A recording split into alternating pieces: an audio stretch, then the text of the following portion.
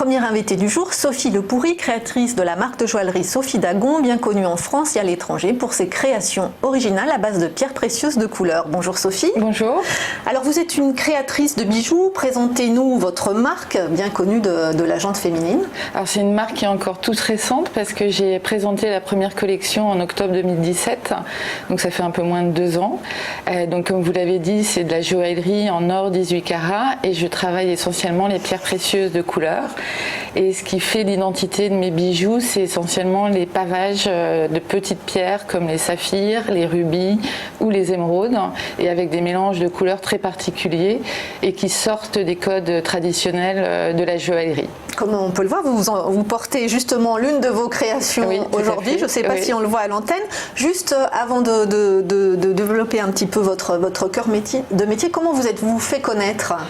Alors, grâce aux réseaux sociaux et surtout Instagram, en fait, en amont du projet, j'ai commencé à avoir déjà les ébauches du projet en tête. J'ai découvert Instagram et je me suis rendu compte que c'était un outil incroyable aujourd'hui pour les créateurs, pour se faire connaître. De communication, de marketing. Pour la communication, autant auprès des clientes particulières, mais aussi des boutiques, des acheteurs. Et en fait, j'ai ouvert la page avant même d'avoir les premiers prototypes. Et quand j'ai eu les premiers prototypes, j'avais déjà une audience de 10 000 abonnés, ce qui est quand même assez conséquent. Et ce qui a été super, c'est que j'ai pu avoir, quand j'ai posté les premières images des bijoux, j'ai pu avoir en direct live les commentaires des gens qui me suivaient. Ce qui m'a permis aussi, et ce qui me permet toujours d'ailleurs, c'est de faire mes achats en fonction des réactions à chaud des clientes et des commentaires. Donc vraiment Instagram fait partie intégrante du projet Sophie Dagon et je continue à poster régulièrement, à communiquer via ce réseau et je communique aussi pas mal sur Facebook. Dire via ce média maintenant. Ce média, voilà, où aujourd'hui j'ai un peu plus de 52 000 abonnés. Combien ? 52 000 ? Oui, 52 700 pour être précise. Mais c'est vraiment un outil extrêmement précieux et d'une puissance incroyable. Et alors votre spécificité, on l'a dit, ce sont les pierres précieuses de couleur, lesquelles en particulier ? Alors moi j'ai une passion pour l'émeraude, mais je travaille aussi le rubis, les diamants noirs et les saphirs de toutes les couleurs, parce que le saphir c'est pas uniquement bleu, ça existe en rose, en violet, en jaune, il y a une palette de couleurs incroyable. Oui. Je ne connais pas, oui. Voilà, il y a beaucoup de saphir bleu, vous voyez. Ouais, non, en fait il existe dans toutes les couleurs et donc mon approche c'est vraiment des mélanges de couleurs sur des pavages. D'accord. Et c'est plutôt des petites pierres, des grosses pierres ? Alors pour l'instant des toutes petites pierres pour réaliser ces pavages. Et en fait, moi, j'ai vraiment envie d'avoir des bijoux que les femmes puissent porter du matin au soir, donc des choses faciles à porter. J'utilise beaucoup ce qu'on appelle le sertissage grain, donc c'est des petites boules d'or en fait qui viennent insérer les pierres précieuses, donc ils ne vont pas du tout s'accrocher à un vêtement, donc ça reste un bijou très facile à porter du matin au soir et un peu en toute occasion. Et qui reste de la joaillerie. Mais qui est de la joaillerie, c'est du précieux. Et ça, c'était important pour moi parce que je trouve qu'avec la joaillerie, le bijou, on se souvient toujours ou quasiment toujours du moment où on nous a offert ce bijou. C'est souvent lié à un événement joyeux, comme un mariage, comme une naissance ou des fiançailles. Il y a une notion aussi de transmission que je trouve très importante. La mère qui transmet son bijou à sa fille ou la grand-mère qui transmet son bijou à sa petite fille. Donc il y a toute une symbolique que je trouve très riche. Et alors, où sont fabriqués les bijoux et combien de pièces chaque année ? Alors, les bijoux, au début, étaient essentiellement fabriqués à Jaipur, en Inde. Oui. Et là, je suis en train de diversifier la production et je commence à faire fabriquer au Portugal. Parce que c'est plus près, pourquoi ? Pour plein de raisons. Pour avoir, effectivement, c'est beaucoup plus près. Pour aller à Jaipur, il me fallait 2 jours de transport. Là, c'est 2 heures de voyage. Et une rencontre due au hasard avec ce fabricant avec qui on a tout de suite accroché et qui a bien compris les codes de la maison Sophie Dagon. Donc voilà, je garde ces 2 pôles de fabrication pour l'instant et je jongle en fait entre ces deux ateliers. Et à peu près combien de pièces par an, du coup? Alors aujourd'hui, c'est encore tout récent, comme je le disais, ça a moins de 2 ans, donc je suis autour de 300-400 pièces par an. Ce qui est déjà pas mal, Ce qui est déjà pas mal, oui.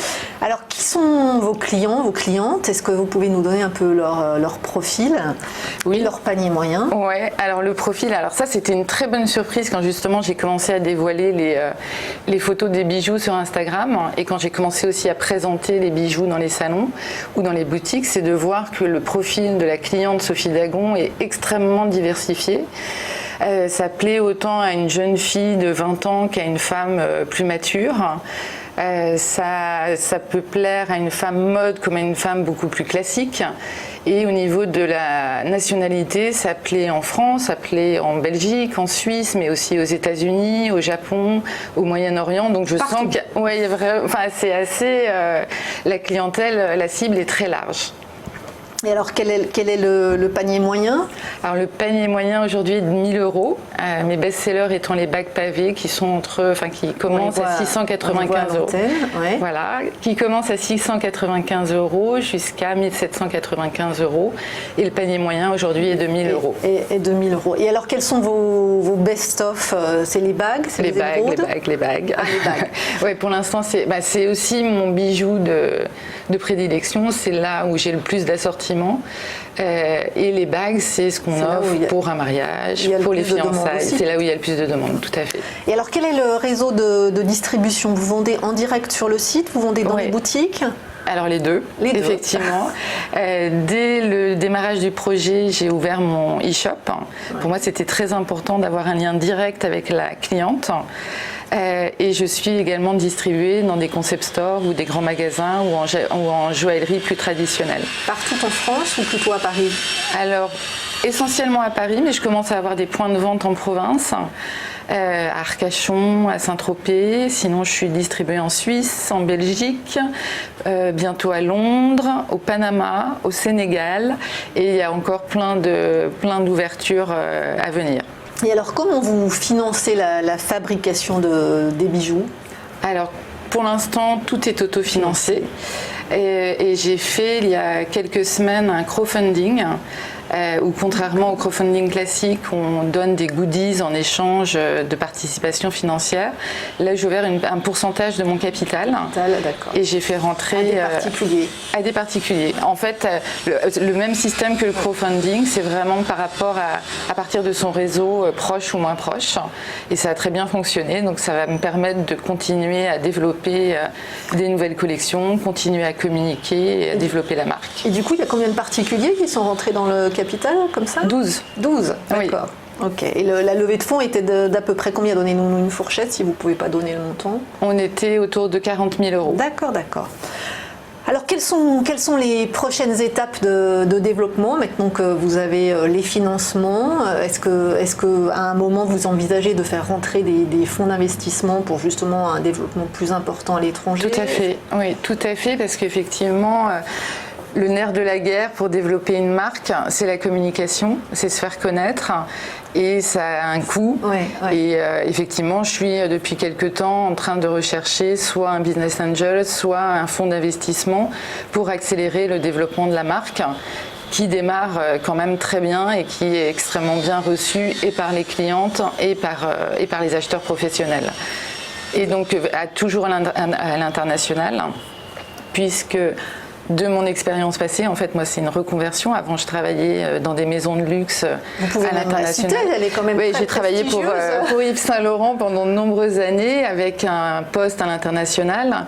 En fait, je gérais le retail merchandising et ça m'a ouvert sur le monde. Et voilà, dès que j'ai créé Sophie Dagon, j'avais tout de suite une vision à l'international et déjà des points de vente où je voyais bien la marque être distribuée. Et là, l'international, en tout cas le nerf de la guerre ou le nec plus ultra, c'est quoi? Ce sont les États-Unis, l'Asie, la Chine? Alors j'ai deux marchés, c'est les États-Unis et le Japon. Les États-Unis et le Japon. Ouais, et c'est les marchés où je vois qu'il y a une vraie attirance sur la marque. La marque française c'est encore vraiment une reconnaissance sur ces marchés-là. Et j'ai eu pas mal d'acheteurs qui ont été intéressés, ça s'est pas encore concrétisé, mais qui sont intéressés par la marque Sophie Dagon. Bon, mais en tout cas, on vous souhaite de réaliser ce rêve américain et japonais. Merci beaucoup. Merci Sophie Le Pourri, je le rappelle, vous êtes créatrice des bijoux Sophie Dagon.